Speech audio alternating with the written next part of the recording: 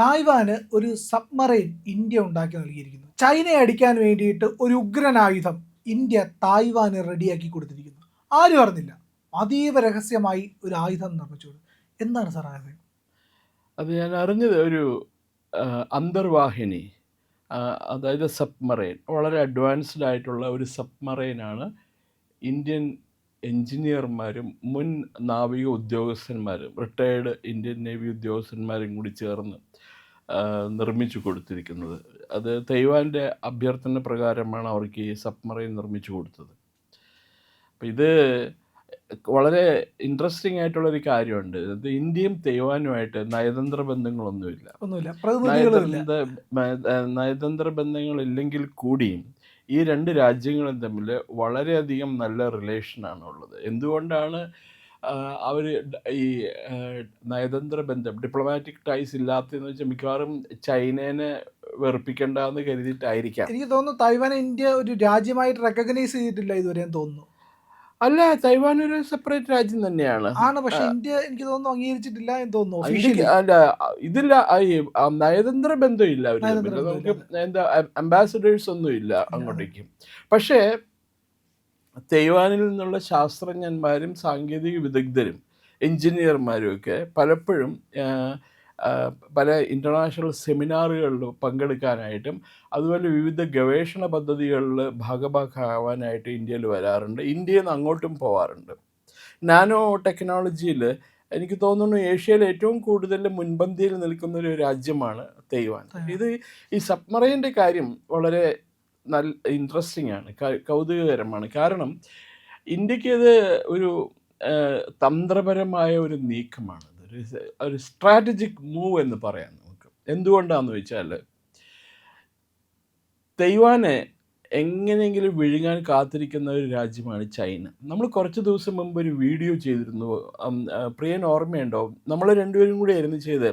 തൈവാനിലേക്ക് ഒരു വിമാനങ്ങൾ, 2 or 3 യുദ്ധവിമാനങ്ങൾ തൈവാൻ്റെ ആകാശ പരിധി ലംഘിച്ച് പോവുകയും അതുപോലെ ഒരു ചൈനീസ് യുദ്ധക്കപ്പൽ ആ കടൽ തീരത്ത് ഓഫ് ദി തൈവാനീസ് കോസ്റ്റ് അത് ആ ഏരിയയിൽ പെട്രോൾ നടത്തുകയും ചെയ്യുന്നുണ്ട്. അപ്പോൾ ഒരു സംഘർഷത്തിലേക്ക് നയിക്കാൻ സാധ്യതയുണ്ടെന്നാണ് പറഞ്ഞിരുന്നത്. പക്ഷെ അതിനുശേഷം വാർത്തയൊന്നും വന്നില്ല. പിന്നെ വന്നത് ചൈന വീണ്ടും തൈവാൻ ആക്രമിക്കാനായിട്ടുള്ള തയ്യാറെടുപ്പിലാണോ, അതിൻ്റെ മുന്നോടിയായിട്ടാണോ ഇത് നടക്കുന്നതെന്നാണ് ഒരു 3 ദിവസം മുമ്പ് ഒരു വിദേശ ടെലിവിഷൻ നെറ്റ്വർക്ക് റിപ്പോർട്ട് ചെയ്തിട്ടുണ്ടായിരുന്നു.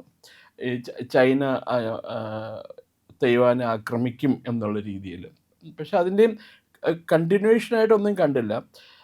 പക്ഷെ അങ്ങനെ ചൈനയ്ക്കിട്ട് ആക്രമിക്കാനും പറ്റില്ല. കാരണം തൈവാന് ചൈനയ്ക്ക് ഉള്ളതിനേക്കാളും കൂടുതൽ ബന്ധം അമേരിക്ക, ഓസ്ട്രേലിയ, ന്യൂസിലൻഡ്, കാനഡ തുടങ്ങിയ രാജ്യങ്ങളായിട്ടുണ്ട്. ഇന്ത്യയായിട്ടുമുണ്ട് നല്ല റിലേഷനുണ്ട്. പക്ഷേ ഇന്ത്യക്ക് മറ്റ് പല കാരണങ്ങളാൽ തൈവാനെ നേരിട്ട് സഹായിക്കാൻ പറ്റില്ല. തൈവാൻ ഒരു ജനാധിപത്യ രാഷ്ട്രമാണ്. അവരുടെ പേര് തന്നെ റിപ്പബ്ലിക് ഓഫ് ചൈന. അവരാണ് യഥാർത്ഥത്തിൽ റിപ്പബ്ലിക് ഓഫ് ചൈന എന്നുള്ള പേരിൽ അറിയപ്പെടുന്നത്. മറ്റേത് പീപ്പിൾസ് റിപ്പബ്ലിക് ഓഫ് ചൈന എന്നാണ് പറയുന്നത്, ചങ്കില ചൈന എന്ന് പറയുന്നത്. അവിടെ ജനാധിപത്യം എന്ന് പറയുന്നത് അടുത്തുകൂടി പോയിട്ടില്ലല്ലോ.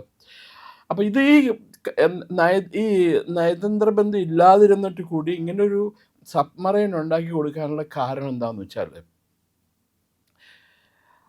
ആ സബ്മറൈൻ വിന്യസിപ്പിക്കുക തൈവാൻ സ്ട്രെയ്റ്റ്സിലാണ്. തൈവാൻ്റെ കടലിനോട് ചേർന്ന പ്രദേശങ്ങളിലായിരിക്കും അത് വിന്യസിക്കുക. അപ്പോൾ അത് ചൈനീസ് നേവിക്കും ചൈനീസ് യുദ്ധക്കപ്പലുകൾക്കും ഒരു വലിയ തലവേദനയാവും. ഒരു അഡീഷണൽ സബ്മറൈൻ വന്ന് കഴിഞ്ഞിട്ടുണ്ടെങ്കിൽ ചൈനീസ് കപ്പലുകൾക്ക് അവരുടെ എന്താ പറയുക, സഞ്ചാര സ്വാതന്ത്ര്യം, അതല്ലെങ്കിൽ ഒരു വർക്ക് ചെയ്യാനായിട്ടുള്ളൊരു സ്പേസ് ഉണ്ടല്ലോ, എൽബോ റൂം, അത് അവർക്ക് നഷ്ടപ്പെടും. അവരുടെ ഓരോ മൂവ്മെൻറ്റ്സും ഇവർക്ക് അറിയാൻ പറ്റും. ആർക്ക്? തൈവാനീസ് സൈനിക ഹെഡ് ക്വാർട്ടേഴ്സിന് അറിയാൻ പറ്റും. അപ്പോൾ എന്ത് പറ്റുമെന്ന് വെച്ചാൽ ഈ ചൈനീസ് യുദ്ധക്കപ്പലുകൾ മുഴുവൻ തന്നെ ചൈനയുടെയും തൈവാൻ്റെയും കടലിടുക്കിലായിട്ട് അവർക്ക് വിന്യസിക്കേണ്ടി വരും, കൂടുതൽ യുദ്ധക്കപ്പലുകൾ. അത് ഏറ്റവും കൂടുതൽ ആശ്വാസം നൽകുന്ന ഇന്ത്യക്കാണ്. ഇന്ത്യക്ക് മാത്രമല്ല സൗത്ത് ചൈന സീയിലൊക്കെ അതനുസരിച്ചിട്ട് ചൈനയ്ക്ക് അവരുടെ കപ്പലുകളുടെ എണ്ണം കുറയ്ക്കേണ്ടി വരും. കാരണം ജപ്പാനും ചൈനയായിട്ട് വലിയ ബഹളം ഭയങ്കര നടക്കുകയാണല്ലോ. ശത്രുക്കളാണ്, ബദ്ധശത്രുക്കൾ. ഞങ്ങളുടെ ഏരിയയാണ്, ഒന്നുമല്ല, ഇങ്ങോട്ട് വന്നാൽ ഞങ്ങൾ ശരിപ്പെടുത്തുന്നത് ജപ്പാൻകാരും പറയും. അപ്പോൾ അങ്ങനെ ഒരു ബഹളം നടക്കുക. വിയറ്റ്നാം, ഇന്തോനേഷ്യ, സിംഗപ്പൂർ ഒക്കെ ആയിട്ട്. ഈവൻ മംഗോളിയായിട്ട് പോലും ചൈനയ്ക്ക് അതിർത്തി തർക്കമുണ്ട്. അത് ഈ നമ്മുടെ നാട്ടിൽ ചില ആൾക്കാരുണ്ട് ഈ അതിർത്തി മാന്തണ പരിപാടിയിൽ സ്പെഷ്യലൈസ് ചെയ്തിരിക്കുന്നത്. അപ്പം അങ്ങനെയുള്ള വ്യക്തികളെ പോലെ ഉള്ള ഒരു രാജ്യമാണ് ചൈന എന്ന് പറയുന്നത്. അപ്പോൾ ഈ ഇത് അന്തർവാഹിനി നിർമ്മിച്ചു കൊടുത്തിരിക്കുന്നത് ഒരു കണക്കിന് നോക്കിയിട്ടുണ്ടെങ്കിൽ വേറൊരു കാര്യം കൂടിയുണ്ട്. ഇന്ത്യൻ മഹാസമുദ്രത്തിൽ, അതായത് ഇന്ത്യൻ ഓഷ്യനിലും അതുപോലെ ഇന്ത്യയുടെ മറ്റ് സബർബൻ ബേ ഓഫ് ബംഗാളിലായിട്ട് മറ്റേ അറേബ്യൻ ഓഷ്യനിലായിട്ട്, അറേബ്യൻ സീയിലായിട്ട് ഈ ചൈനീസ് യുദ്ധക്കപ്പലുകളുടെ എണ്ണം അതനുസരിച്ചിട്ട് കുറയ്ക്കാനായിട്ട് പറ്റും അവർക്ക്. ഈ തൈവാൻ ഒന്ന് ആലോചിച്ച് നോക്കിയേ, എന്താ 35,000 സ്ക്വയർ കിലോമീറ്ററാണ് തൈവാൻ്റെ ഏരിയ, 35,000 ചതുരശ്ര കിലോമീറ്റർ. അതുപോലെ 2.5 കോടിയാണ് അവിടുത്തെ ജനസംഖ്യ. 2,40,00,000 അതാണ് അവരുടെ ജനസംഖ്യ. ഇത്രയും ചെറിയ ഒരു രാജ്യത്തിനെ ഇങ്ങനെ നിരന്തരമായിട്ട് ചൈന ഉപദ്രവിച്ചുകൊണ്ടിരിക്കുകയാണ്. അവർ കൂടുതൽ കടന്ന നടപടികൾ എടുക്കാത്തത് യഥാർത്ഥത്തിൽ അവർക്ക് അമേരിക്കനെ പേടിച്ചിട്ടാണ് അവർ നടപടികൾ എടുക്കാത്തത്. തൈവാൻ ആക്രമിച്ച് അമേരിക്ക തിരിച്ചടിക്കും, അവർ ഇടപെടുന്നുള്ള കാര്യം അവർക്ക് നന്നായിട്ട് അറിയാം, ചൈനയ്ക്കറിയാം. അപ്പോൾ അങ്ങനെ ഒരു കൺഫ്രണ്ടേഷൻ വേണ്ട എന്നുള്ള രീതിയിലായിരിക്കണം അവർ ഒരു പരസ്യമായ ഒരു ആക്രമണത്തിന് ഇതുവരെ മുതിരാഞ്ഞത്. ഇപ്പോൾ ഈ CBS ചാനലിൽ ഈ വാർത്ത വന്നു, ചൈന തൈവാൻ ആക്രമിക്കാൻ ഫുൾ ഫ്ലെഡ്ജ്ഡായിട്ട് തയ്യാറെടുത്തുകൊണ്ടിരിക്കുകയാണെന്നുള്ള വാർത്ത വന്നു. അതിനിടയ്ക്കാണ് തൈവാന് ഇന്ത്യയുടെ മുൻ നാവിക ഉദ്യോഗസ്ഥന്മാരും എൻജിനീയർമാരെല്ലാവരും കൂടി ചേർന്ന് ഒരു സബ്മറൈൻ ഡിസൈൻ ചെയ്ത് കൊടുത്തത്. അത് അതിൻ്റെ വേറൊരു കാര്യം കൂടിയുണ്ട്. ഈ പറഞ്ഞ കാൽവരി കിലോ ക്ലാസ് എന്നൊക്കെ പറയേ, എനിക്ക് അതിൻ്റെ കാറ്റഗറൈസേഷൻ എനിക്കറിയാൻ പാടില്ല. ആ പെർട്ടിക്കുലർ വിഭാഗത്തിൽപ്പെട്ട സബ്മറൈൻസ് നിർമ്മിക്കാൻ ഇന്ത്യൻ നേവിയാണ് വളരെ മുൻപന്തിയിൽ നിൽക്കുന്നത്. അപ്പോൾ അവർ നിർമ്മിച്ചു കൊടുക്കുക വളരെയധികം അഡ്വാൻസ്ഡ് ആയിട്ടുള്ള സബ്മറൈൻ ആയിരിക്കും. അത് ചൈനയ്ക്ക് തൈവാന് വളരെയധികം ആശ്വാസം നൽകുന്നതാണ്. അതിനൊപ്പം തന്നെ ഇന്ത്യക്കും കുറച്ച് റിലീഫ് കിട്ടും. കാരണം ചൈനീസ് കപ്പലുകളുടെ ഉപദ്രവം ഇന്ത്യൻ ഓഷ്യനിൽ നിന്നും അറേബ്യൻ സീയിൽ നിന്നും ബേ ഓഫ് ബംഗാളിൽ നിന്നും എല്ലാം ഒന്ന് കുറഞ്ഞു കിട്ടും അവർക്ക്. ഇന്ത്യ അല്ലാതെ 7 രാജ്യങ്ങൾ കൂടി ഇതിനെ പിന്തുണച്ചിട്ടുണ്ട് എന്നാണ് പറയുന്നത്. India one of the 7 countries that quietly supported this program എന്നാണ് പറയുന്നത്. അതെ. അപ്പോൾ എനിക്ക് തോന്നുന്നു US-ന്റെ ഒക്കെ സഹായം ഉണ്ടാവും.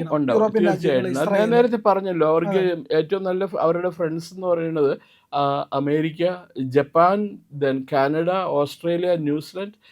ഇന്ത്യയുടെ പേര് പറഞ്ഞിട്ടില്ല. പിന്നെ സൗത്ത് കൊറിയയായിട്ട് അവർക്ക് നല്ല റിലേഷൻ ഉണ്ട്. അപ്പോൾ അതുപോലെ തന്നെ ഇതിനു മുമ്പ് തായ്വാൻ ഇന്ത്യയുടെ എയർ ഡിഫൻസ് സിസ്റ്റം ആയിട്ടുള്ള ആകാശ് ചോദിച്ചിരുന്നു. അപ്പോൾ ഇന്ത്യ പറഞ്ഞു നമുക്കത് ആലോചിക്കാം, ഭാവിയിൽ ആലോചിക്കാം എന്ന് പറഞ്ഞിട്ട്. അതുപോലെ തന്നെ ഇന്ത്യയുടെ ക്രൂയിസ് മിസൈൽസ് പലതും തായ്വാന് താല്പര്യം പ്രകടിപ്പിച്ചിട്ടുണ്ടായിരുന്നു. ഇന്ത്യയുടെ റോക്കറ്റ് സിസ്റ്റമായിട്ടുള്ള നാഗ്, അതുപോലുള്ള പിനാക പോലുള്ള സംവിധാനം, നാഗല്ല പിനാക സംവിധാനമൊക്കെ തായ്വാൻ ആവശ്യപ്പെടുകയൊക്കെ ചെയ്യുന്നു. പക്ഷേ ഇന്ത്യ അതിനെ പറ്റിയിട്ടൊന്നും പ്രതികരിച്ചില്ല. കാരണം ഇതുപോലെ ആയിരിക്കും ഒരു പക്ഷേ എല്ലാം കഴിഞ്ഞിട്ടായിരിക്കും ലോകം അറിയുന്നത്. ചിലപ്പോൾ അവിടെ ഇപ്പൊ തന്നെ ആയുധങ്ങൾ എത്തിയിട്ടുണ്ടാവും. ഇന്ത്യ വളരെയധികം ഈ പറയുന്ന പല രാജ്യങ്ങളെയും സഹായിക്കുന്നതിൽ മുൻപന്തിയിലുണ്ട്. നമുക്ക് ഈ അരക്കൻ ആർമിയുടെ കാര്യവും കഥയൊക്കെ അറിയാമല്ലോ. ഇന്ത്യ കുറച്ച് ഉരുളക്കിഴങ്ങ് കൊടുത്തയച്ചതിന് ശേഷം അവിടുത്തെ സൈനികർ വളരെ ഊർജ്ജസ്വരായി മാറിയ ഒരു കഥയൊക്കെയുണ്ട്. അത് ഈ പലപ്പോഴും ഈ യുദ്ധ സാമഗ്രികൾ അവർ മേടിക്കുമ്പോൾ വിൽക്കുന്ന രാജ്യവും മേടിക്കുന്ന രാജ്യവും ആ ഡീല് വളരെയധികം രഹസ്യമാക്കി വയ്ക്കും.